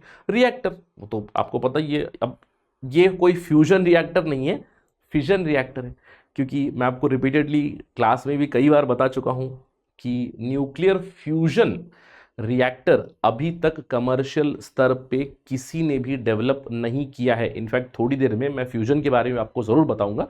ये स्मॉल फिजन मॉड्यूलर रिएक्टर्स होंगे. अब स्मॉल फिजन मॉड्यूलर रिएक्टर मतलब जिसकी कैपेसिटी होगी up to production of 300 megawatt, 300 megawatt तक की ये प्रोडक्शन कर सकता. अब यहां पे नोट करना है, जनरली जो हमारे लार्ज कन्वेंशनल रिएक्टर्स होते हैं ना, वो आपको ऑलमोस्ट 700 मेगावाट के ऊपर प्रोड्यूस करते हैं। जैसे आपने कूदनकुलम देखा होगा, कूदनकुलम के अंदर एक रिएक्टर 1000 मेगावाट एनर्जी प्रोड्यूस कर सकता है। That's a large large nuclear reactor. अब इनके बीच में आ जाएंगे आपके small modular reactor. Small modular reactor, ठीक है, small modular reactor up to 300 megawatt. इससे भी छोटे रिएक्टर्स है, again not very feasible, but micro reactors are there up to 10 megawatt. और इससे छोटे तो हम लोग कहते हैं वो बैटरी, यानी कि जो हम लोग कहते हैं nuclear batteries, right. Thermo electric generator भी उसको हम लोग कहते हैं, they are also called as thermo electric generators. Thermo electric generators, ठीक है। तो इनका इस्तेमाल हो चुका है ना, जैसे हम लोग टर्म इस्तेमाल करते हैं RTGs, radioactive thermo electric generators. These are more like batteries, है ना, बैटरीज जिसके अंदर हम लोग प्लूटोनियम इस्तेमाल कर सकते हैं, प्लूटोनियम बेस्ड बैटरीज। और ये प्रिडोमिनेटली हीट जनरेशन के लिए, ये हीट जनरेशन के लिए इस्तेमाल किया था। I wouldn't say purely electricity source के लिए, लेकिन हीट जनरेशन, जहां पे भी गर्मी की जरूरत है वहां पे हम लोग आरटीजी इस्तेमाल कर सकते हैं। ध्यान रखना है, बस आपको ये इंफॉर्मेशन में बता रहा हूं क्योंकि हमारा डिस्कशन हो रहा है यहां पे। अभी जो स्मॉल मॉड्यूलर रिएक्टर है, अगर मैंने आपसे एक सवाल पूछ दिया, कैसे स्मॉल मॉड्यूलर रिएक्टर हमारे लिए एक गेम चेंजर बन सकता है, कैसे बन सकता है, क्यों? देखो, सबसे पहले लो कार्बन इलेक्ट्रिसिटी प्रोड्यूस कर सकता है, बिल्कुल लो कार्बन। अब क्लीन एनर्जी में कह सकता हूं इसको, है ना, क्योंकि लो कार्बन इलेक्ट्रिसिटी है। दूसरा है कि मैन्युफैक्चरिंग में आपका काफी समय बच जाएगा, कि जहां पे आप करना चाहते हो वहीं पे बना लो,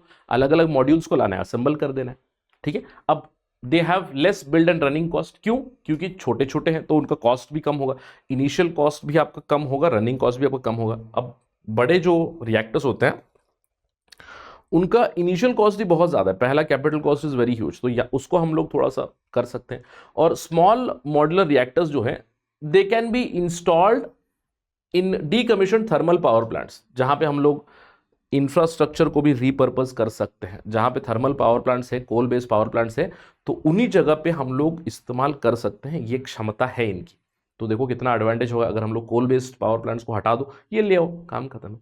हाँ, लेकिन सर एडवांटेजेस तो आपने बता दिए तो मुझे थोड़ा डिसएडवांटेज भी बताओ। ये मुझे बताने का भी जरूरत नहीं है ना, क्यों? सर डिसएडवांटेज है क्या? जैसे ही मैं एक टर्म लिख दूंगा न्यूक्लियर, तभी आपको इसके सारे के सारे प्रॉब्लम समझ में आ जाएंगे ना। न्यूक्लियर है यार, अब न्यूक्लियर है मतलब न्यूक्लियर फ्यूल होगा, न्यूक्लियर फ्यूल होगा, you do understand, nuclear fuel होगा।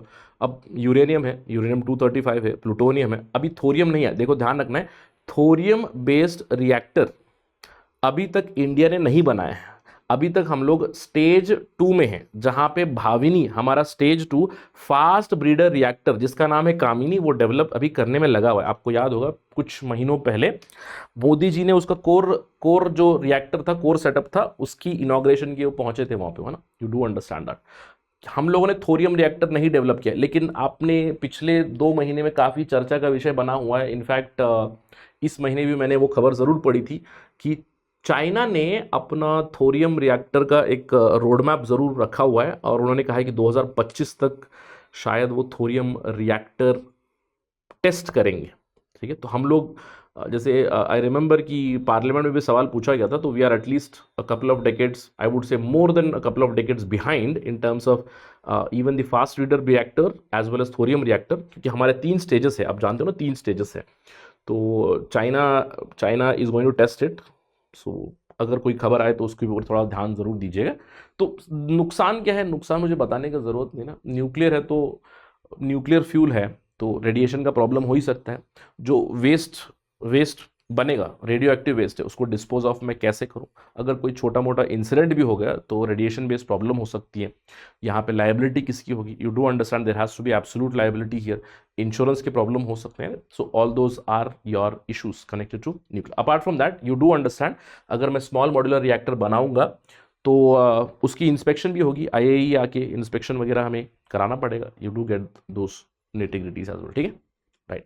But still we are pushing small modular reactors a lot, क्योंकि ये एक बहुत बड़ा एडवांटेज है कि हम लोग इंफ्रास्ट्रक्चर को रिपर्पस जरूर कर सकते हैं, ठीक है, राइट।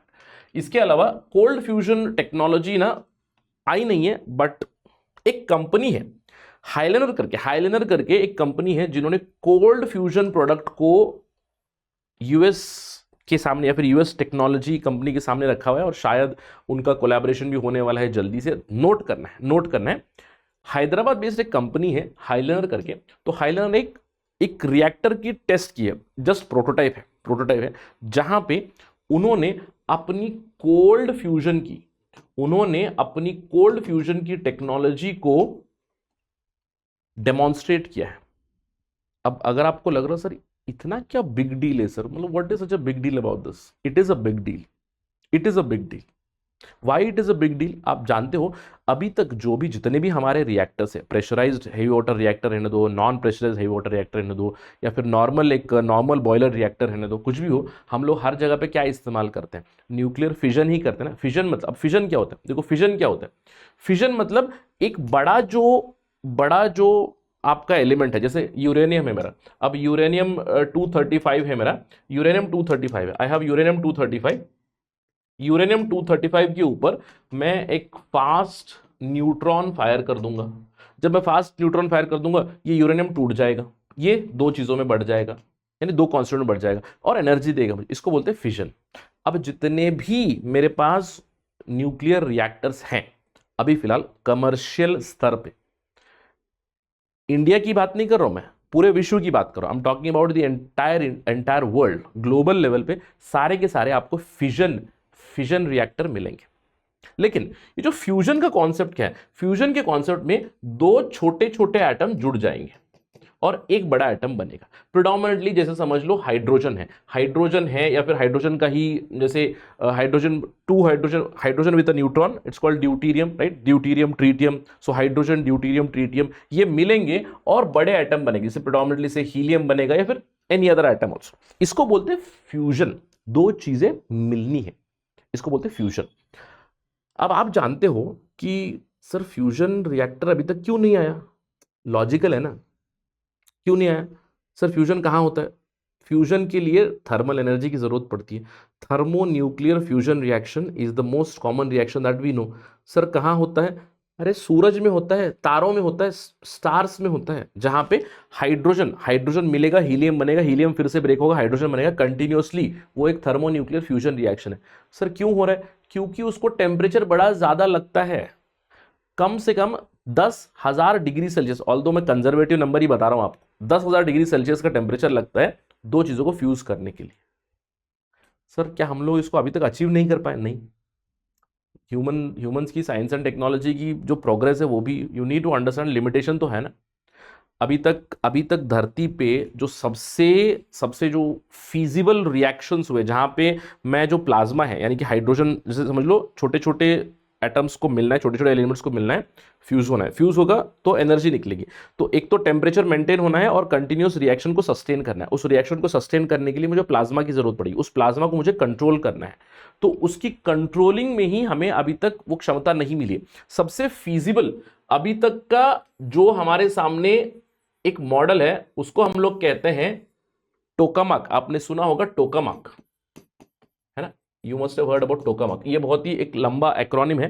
टोकामाक एक रशियन टर्म ही है, एक बहुत ही लंबा रशियन एक्रोनिम है जो मैं बताना भी नहीं चाहता। I don't even remember by the way, very old ना, sorry very long also, and Russian language में है, आपको भी याद रखने का जरूरत नहीं है। Okay, but it starts with toroidal, yes. So tokamak जो है ना, डोनट शेप में होता है। डोनट, अब डोनट से भी अच्छा में ना, डोनट थोड़ा सा फिरंगी हो जाएगा। मेदू वड़ा खाया, मेदू वड़ा, इमेजिन करो मेदू वड़ा। अब मेदू वड़ा का जो शेप बना है ना, उसी शेप का मैग्नेटिक कन्फाइनमेंट करेंगे हम लोग उस प्लाज्मा का। तो अभी तक का सबसे फीजिबल सेटअप ये है। और सर किसी देश ने बनाया है क्या? देखो यूएस ट्राई कर रहा है, यूके भी ट्राई कर रहा है, यूरोपियन यूनियन ट्राई कर रहा है, इंडिया में भी हमारा अहमदाबाद में प्लाज्मा रिसर्च है, उन्होंने भी आदित्य करके अपना एक टोकामाक बनाया हुआ है। चाइना सबसे आगे है। चाइना ने पिछले साल अनाउंस किया था कि उन्होंने आर्टिफिशियल सन का एक्सपेरिमेंट जरूर रन किया, but they couldn't do it for a very long period. Probably bye 2040 they might achieve करके उन्होंने बताया हुआ है। सारे के सारे देश, जो भी बड़े बड़े देश है, 35 नेशंस हैव कम टुगेदर, और अगले साल एक्सपेरिमेंट रन होने वाला है ITER, international thermo nuclear experimental reactor, ITER करके आने वाला है। तो उसके ऊपर भी हमारी नजरें हैं, देखेंगे। लेकिन एक बड़ा ही गेम चेंजिंग न्यूज आया है ये कि हैदराबाद बेस हाइलैंडर जो है, हाइलैंडर एक रिएक्टर बनाया है और उन्होंने ये क्लेम किया है कि हम फ्यूजन रिएक्शन रन करवा सकते हैं at near room temperature. Amazing right. अब इसके बारे में आपको और ज्यादा डिटेल तो मैं दे नहीं सकता, बट जो भी अभी खबरें हैं उसके अनुसार ये है कि इंटरेक्शन होगी हाइड्रोजन की या फिर ड्यूटीरियम की। सो हाइड्रोजन ड्यूटीरियम इंटरेक्ट करेंगे with what, with palladium, zirconium और निकल, ठीक है, which could be like a trigger, और ये लो टेम्परेचर के ऊपर फ्यूजन करवा सकते हैं हाइड्रोजन का ड्यूटीरियम का बाय रिलीजिंग एनर्जी। ठीक है, that is the basic idea. So अगर सवाल आ जाए कोल्ड फ्यूजन टेक्नोलॉजी पॉसिबल है क्या? पॉसिबल है। और अगर ये सक्सेसफुल रहा, imagine what we can achieve, right, something else only, है ना। ठीक है, तो ध्यान रखना है कोल्ड फ्यूजन टेक्नोलॉजी के लिए रिसेंटली अगस्त में हैदराबाद बेस्ड हाइलनर ने यूएस की एक कंपनी के साथ उनकी बातचीत चल रही है। सो विल सी, अगर कोई डेवलपमेंट आएगी, कोई दूसरा पब्लिकेशन वगैरह है तो I keep an I on that, right. चलिए, इसके अलावा क्वांटम कंप्यूटिंग के ऊपर हाल ही में कैम्ब्रिज बेस्ड एक कंपनी है रिवरलेन करके, उन्होंने विश्व का पहला क्वांटम डिकोडर चिप डेवलप किया हुआ है ताकि वो क्वांटम कंप्यूटिंग के एरर्स को ठीक कर दे। अब जब भी क्वांटम कंप्यूटिंग की बात आती है ना, तो सबसे पहली चीज, क्वांटम कंप्यूटिंग एक इतना अपकमिंग एक टेक्नोलॉजी है, बहुत सारी डेवलपमेंट नहीं हुई है। बड़े बड़े जो कंपनीज है जैसे कि IBM हो गया, इंटेल हो गया, उन्होंने अपनी क्वांटम कंप्यूटिंग टेक्नोलॉजी को डेवलप करने में अभी भी वो कर ही रहे हैं develop. One of the advanced quantum computers is with IBM, जहां पे कहा जाता है कि it is around 500 qubit computer. So अभी भी ये अपकमिंग टेक्नोलॉजी है। क्यों? क्योंकि quantum computing it deals with quantum technology, quantum theory. अब क्वांटम थ्योरी क्या एक्सप्लेन करता है कि जो हमारे क्लासिकल फिजिक्स है, यानी कि जो न्यूटन के लॉ है ना, अब न्यूटन के laws they will not apply to in the quantum realm, that means they will not apply in the atomic and sub atomic realm, sub atomic level पे नहीं लगता है। और क्वांटम कंप्यूटिंग इन्हीं चीजों को, इन्हीं अनयूजुअल बिहेवियर को इस्तेमाल करके कंप्यूटिंग डेवलप करना चाहता है। ठीक है, अब क्वांटम कंप्यूटिंग के लिए specific hardware, specific software, specific algorithms की जरूरत है। One of the most prominent algorithm is shores algorithm in quantum technology, लेकिन अभी भी धीरे धीरे डेवलपमेंट हो रही है। अब क्वांटम कंप्यूटिंग का बेस क्या है? देखो, अब हमारा नॉर्मल कंप्यूटिंग है जिसके अंदर हम बिट इस्तेमाल करते हैं, है ना, बिट इस्तेमाल करते हैं। बिट मतलब क्या है? या तो वैल्यू 0 रहेगी या तो 1 रहेगी। This is the binary bit, है ना, बाइनरी बिट है। क्लासिकल कंप्यूटिंग में बाइनरी बिट इस्तेमाल करते हैं, लेकिन क्वांटम कंप्यूटिंग में क्यूबिट इस्तेमाल करते हैं। And this qubit is physical, you get it, it is physical. Sir physical qubit मतलब क्या होगा? फिजिकल क्यूबिट क्या हो सकता है? शायद एक फोटोन हो सकता है, शायद एक इलेक्ट्रॉन हो सकता है, या फिर again some sort of ion, I don't know, right. It can be a physical qubit. अलग अलग तरह के फिजिकल क्यूबिट्स अभी भी टेस्टिंग चल रही है, डेवलपमेंट चल रही है। पोलराइज लाइट, पोलराइज फोटॉन्स को भी हम लोग क्यूबिट के तौर पे इस्तेमाल जरूर कर सकते हैं, ध्यान रखना है। ठीक है, अब जैसे क्लासिकल इसमें ए है, क्लासिकल बिट जो हमारा ए क्या होता है? 0 1 0 0 0 0 0 1, ये है बाइनरी लैंग्वेज का ए। तो क्यूबिट के अंदर हम लोगों को सभी पहले तो सारी की सारी चीजें डेवलप करनी पड़ेंगी। So that is why quantum technology और quantum computing might take some amount of time. अब quantum computing it is based on certain principles called as superposition, entanglement and interference. अब सुपरपोजिशन क्या है? सुपरपोजिशन क्या है कि एक क्यूबिट उसका जो प्रॉपर्टीज है, first of all in the processor it is assumed that qubit can be anywhere and qubit can have same value, क्योंकि believe क्या है? a qubit can have many different states at a given time, यानी कि एक समय पे बहुत सारे उसके स्टेट्स हो सकते हैं, क्योंकि वो क्यूबिट यहां पे भी हो सकता है, यहां पे भी हो सकता है, यहां पे भी हो सकता है, इट कैन बी एनीवेयर। ये एक प्रिंसिपल है called as principle of superposition. ठीक है, so mainly mainly there is Heisenberg's uncertainty principle. तो अनसर्टेनिटी प्रिंसिपल वही कहता है कि अगर मैं उसका पोजीशन ढूंढ पाऊंगा शायद उसका मोमेंटम नहीं ढूंढ पाऊंगा, अगर मोमेंटम ढूंढ पाऊंगा तो पोजीशन नहीं बता सकता। तो उसी बेसिक आइडिया पे सुपरपोजिशन है कि एक क्यूबिट यहां पे भी हो सकता है, यहां पे भी हो सकता है, यहां पे भी हो सकता है, and it can have many states as well. दूसरा प्रिंसिपल है एंटैंगलमेंट। अगर दो क्यूबिट्स एंटैंगल हो गए, अगर दो क्यूबिट्स एंटैंगल हो गए और दोनों they are apart, even if they are apart for light years, समझ लो 1 किलोमीटर दूर है, 10 किलोमीटर दूर है, लाइट ईयर्स अपार्ट है, दोनों एंटैंगल्ड ही रहेंगे। अगर इसका वैल्यू बदला इसका वैल्यू भी बदलेगा, अगर ये चेंज हुआ ये भी चेंज होगा, अगर इसका स्पिन बदला इसका स्पिन भी बदलेगा। That is the meaning of entanglement. और तीसरा है इंटरफेरेंस, यानी कि क्यूबिट्स कैन इंटरफेयर, उनके इंटरफेयरिंग नेचर के ऊपर, एंटैंगलमेंट के नेचर के ऊपर, सुपरपोजिशन के नेचर के ऊपर हम लोग क्वांटम कंप्यूटिंग प्रिंसिपल्स डेवलप कर सकते हैं और क्वांटम कंप्यूटिंग प्रोग्राम्स, एल्गोरिथम्स, ये सारी चीज़ें डेवलप कर सकते हैं। So it is still in woke, it is going on. जैसे अगर क्वांटम कंप्यूटिंग की बात करें तो जो क्वांटम कंप्यूटिंग से जुड़े हुए एक्सपर्ट्स होते हैं वो कहते हैं सबसे पहले इसकी कैलकुलेटिंग कैपेबिलिटी बहुत ज़्यादा होगी in comparison to classical computing. इसकी जो पावर है एक्सपोनेंशियली ग्रोथ होगी with the number of qubits. जितने ज़्यादा क्यूबिट्स होंगे उतना ज़्यादा ये इसकी कैपेबिलिटी इंक्रीज होगी, इसकी कंप्यूटिंग कैपेबिलिटी इंक्रीज होगी। वैसे ही आप जानते हो मोर्स लॉ, अब मोर्स लॉ क्या कहता है, जैसे जैसे नंबर ऑफ ट्रांजिस्टर्स बढ़ेंगे वैसे वैसे आपकी कंप्यूटिंग कैपेसिटी बढ़ेगी। लेकिन यहाँ पे ट्रांजिस्टर्स की जरूरत पड़ेगी बाइनरी ऑपरेशंस के लिए, बाइनरी लॉजिक के लिए।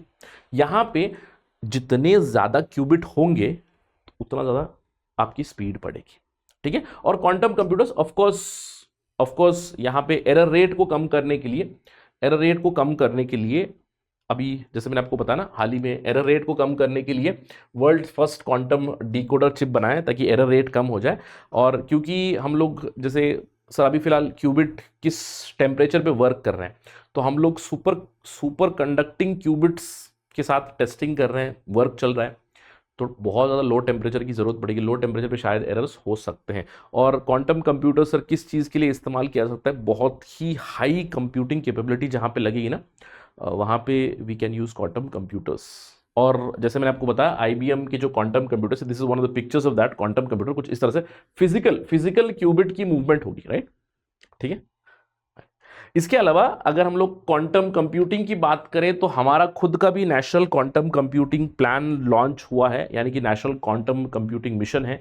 सरकार ने 6,000 करोड़ रुपए से भी ज़्यादा की इसको राशि एलोकेट की हुई है इस साल के बजट में, जहाँ पे हमारा प्लान है कि हम लोग नए नए मैग्नेटोमीटर्स डेवलप करेंगे, एटॉमिक क्लॉक्स डेवलप करेंगे, क्वांटम मटेरियल्स की डिज़ाइन, सुपर कंडक्टर्स की स्ट्रक्चर को हम लोग डेवलप करेंगे, single photon detector, single photon entanglement, जैसे मैंने आपको बताया qubit can be a photon, जैसे मैंने आपको बताया photon can be a qubit, तो single photon entanglement, single photon detectors etcetera के ऊपर भी हमारा वर्क चलेगा। साथ ही साथ ध्यान रखना है अगले 8 सालों में भारत का टारगेट है 50 से 1000 क्यूबिट, 50 से 1000 क्यूबिट का एक सुपर कंप्यूटिंग प्लेटफॉर्म डेवलप करे, ठीक है।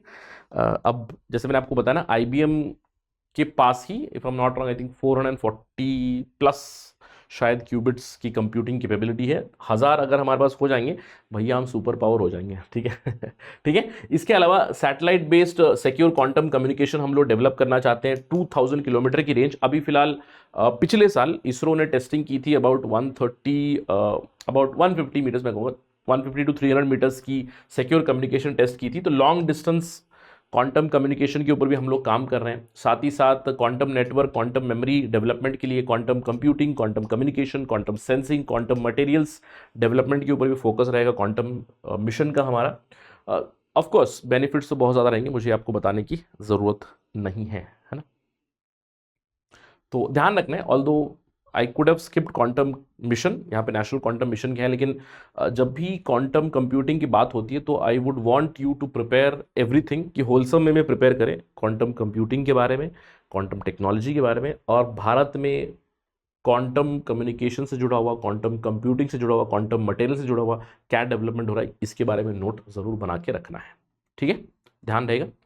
Alright, let me just have a sip of water before I continue with you. Just 5 seconds, okay? Right, because I'm going on for a long time now. एक SIP of water तो बनता है, ठीक है? चलिए आगे बढ़ते हैं। एआई वॉशिंग, अब रिसेंट टाइम में ना अगस्त में ये टर्म कई बार न्यूज में आए, एआई वॉशिंग करके ना। बहुत ही छोटी सी न्यूज है।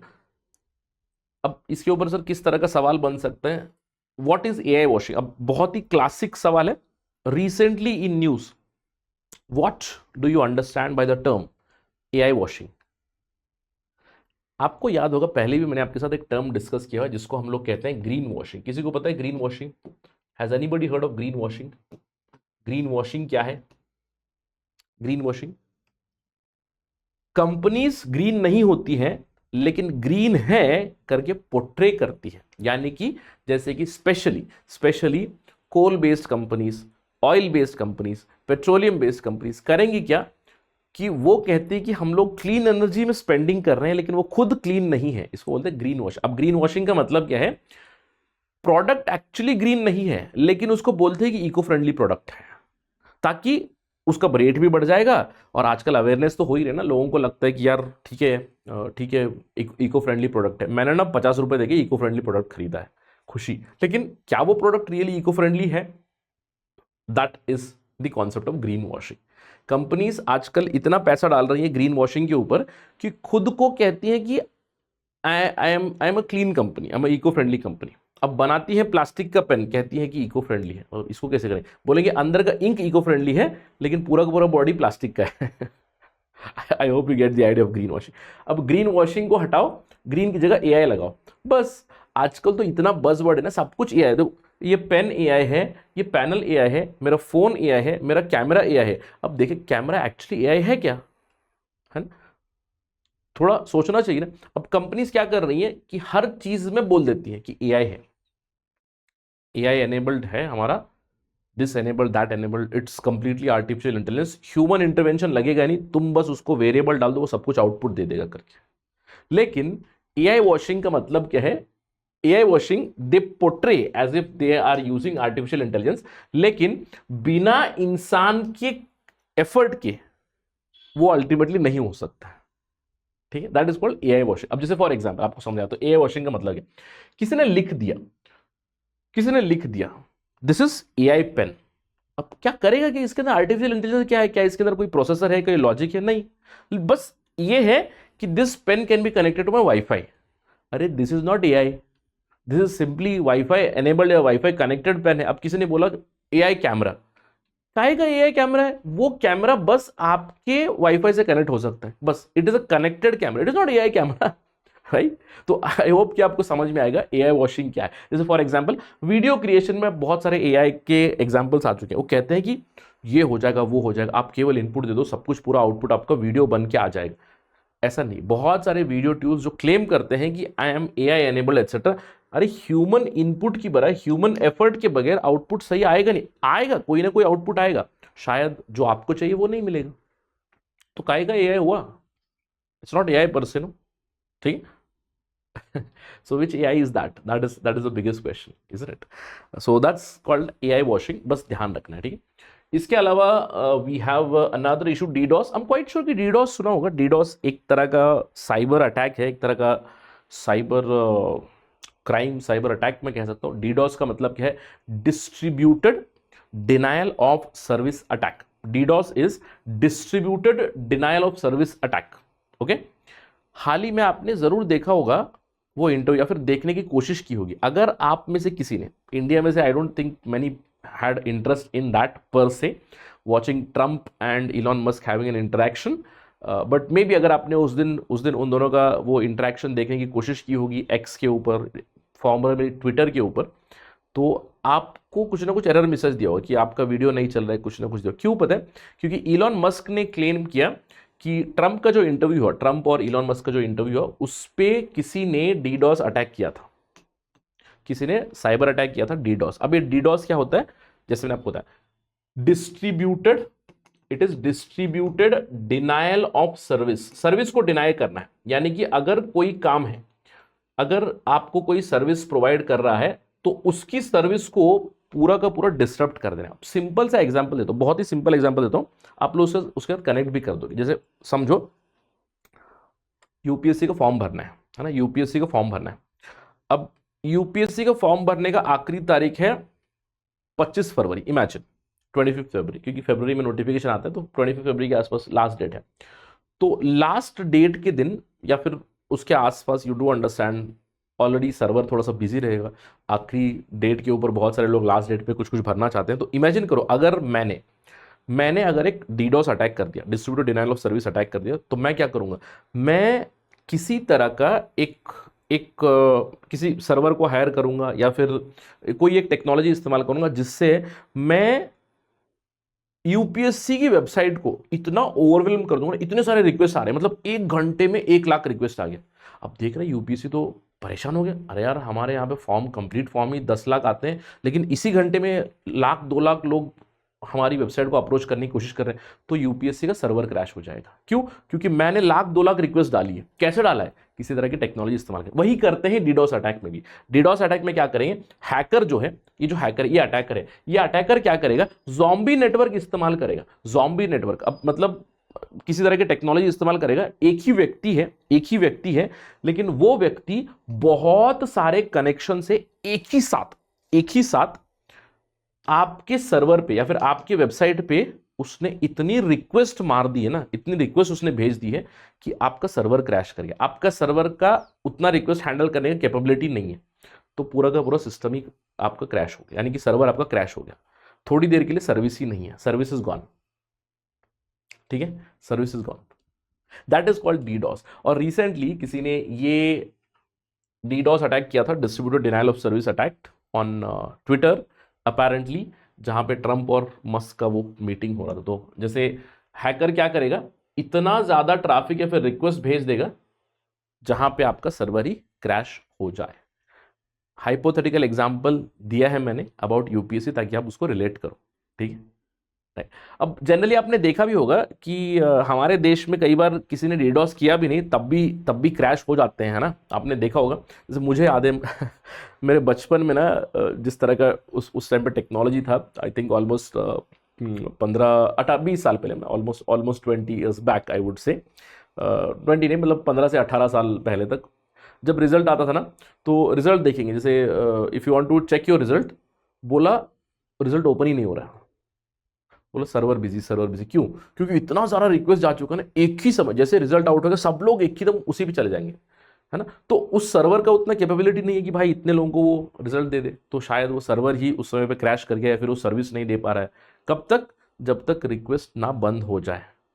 That is like a natural limitation of services, but यहाँ पे किसी ने इंटेंशनली किया, क्योंकि आजकल यू डू अंडरस्टैंड, आजकल सर्विस प्रोवाइड करने की कैपेबिलिटी काफ़ी ज़्यादा बढ़ चुकी है। We are now into the advanced era of huge RAM, huge kind of processors, है ना, कॉम्प्लेक्स प्रोसेसर्स, ये सारी चीज़ें आ चुकी हैं। उसके बावजूद अगर कोई ये कर पाएगा, it's quite commendable, isn't it? Right, ठीक है। तो डीडॉस ध्यान रखना है। इसके अलावा प्रोजेक्ट स्ट्रॉबेरी, अगेन बहुत ही छोटा सा इंफॉर्मेशन है प्रोजेक्ट स्ट्रॉबेरी के बारे में। कुछ दिनों पहले आपने जरूर सुना होगा, ओपन एआई ने ये अनाउंस किया है कि वो अपना एक नया एआई का प्रोडक्ट लॉन्च करेंगे, जिसको वो स्ट्रॉबेरी कह रहे हैं। तो अभी अगले कुछ महीनों में आ जाएगा स्ट्रॉबेरी, और ये कहा जा रहा है कि Strawberry is going to be the most advanced AI product till now, जहां पे इसको जो उनका पहला project Q star, actually OpenAI का क्यू स्टार था। आप जानते होंगे ओपन एआई को। ओपन एआई वो है जिन्होंने आपको चैट जीपीटी दिया हुआ है ना। तो ओपन एआई का क्यू स्टार जो प्रोजेक्ट था, उसको उन्होंने स्ट्रॉबेरी नाम दे दिया। अपेरेंटली जो क्यू स्टार प्रोजेक्ट था ना, it is capable of, that AI is capable of planning, logical reasoning and capabilities similar to human brain. Dangerous, right? So strawberry models with their enhanced reasoning and would perform tasks over a series of actions and over a very extended amount of time. जैसे human brain की तरह उसकी capability हो सकती है, ये बताया जा रहा है। तो ये मैंने क्यों बताया, जैसे सिंपल सा सवाल आ जाएगा, प्रोजेक्ट स्ट्रॉबेरी या फिर प्रोजेक्ट क्यू स्टार किस सेंस में आपने सुना है? It is connected to AI, it is connected to OpenAI new product. अभी लॉन्च नहीं हुआ है, प्रोडक्ट लॉन्च होगा, तो ध्यान भी रखना है, ठीक है, राइट। इसके अलावा we have californium, I think this is one of the last discussion that we are gonna have. Californium, बड़ा ही इंटरेस्टिंग सा न्यूज आया था कैलिफोर्नियम के बारे में। कैलिफोर्नियम एक एलिमेंट है, पीरियोडिक टेबल में एलिमेंट है, एक्टिनाइड सीरीज में आता है कैलिफोर्नियम। बिहार पुलिस ने सीज किया 50 ग्राम कैलिफोर्नियम। और सोच रहे हो सर 50 ग्राम, एक छटा, मतलब छोटा सा एक 50 ग्राम, इतना सा कैलिफोर्नियम उन्होंने लिया है, तो क्या हुआ? What is such a big deal? Californium, जैसे मैंने आपको बताया, एक एक्टिनाइड सीरीज में एलिमेंट है हमारे पीरियोडिक टेबल में, रेडियो एक्टिव माना जाता है, और पहली बार इसको लैब में सिंथेसाइज किया गया था। सो इसकी नेचुरल प्रोसेसिंग भी हो जाती है, लेकिन बहुत ही टफ होती है। तो 1950 में ही इसको सिंथेसाइज किया हुआ था। अपेरेंटली माना जाता है कि कैलिफोर्नियम विश्व का सबसे कॉस्टलीस्ट चीज है, मतलब it is one of the costliest item in the world. पता है, जो 50 ग्राम कैलिफोर्नियम बिहार पुलिस ने पकड़ा, लेट नहीं पहुंची, सही टाइम में पहुंचे, पकड़ लिया।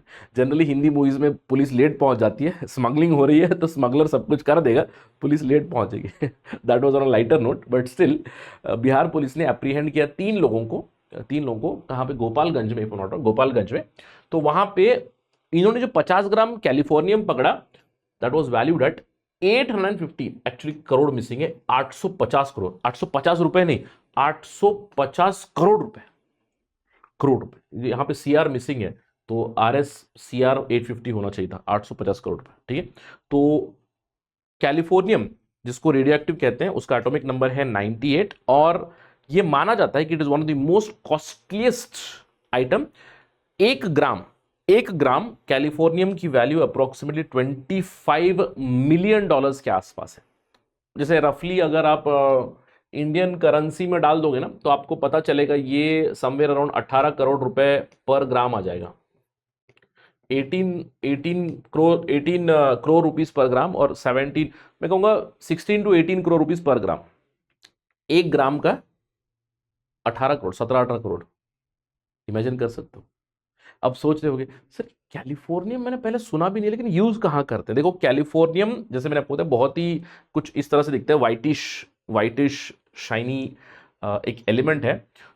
ये माना जाता है कि कैलिफोर्नियम एक बहुत ही इंपॉर्टेंट सोर्स बन सकता है न्यूट्रॉन्स के लिए, और स्पेशली न्यूक्लियर पावर प्लांट में रिएक्शन को शुरू करने के लिए कैलिफोर्नियम का इस्तेमाल किया जा सकता है।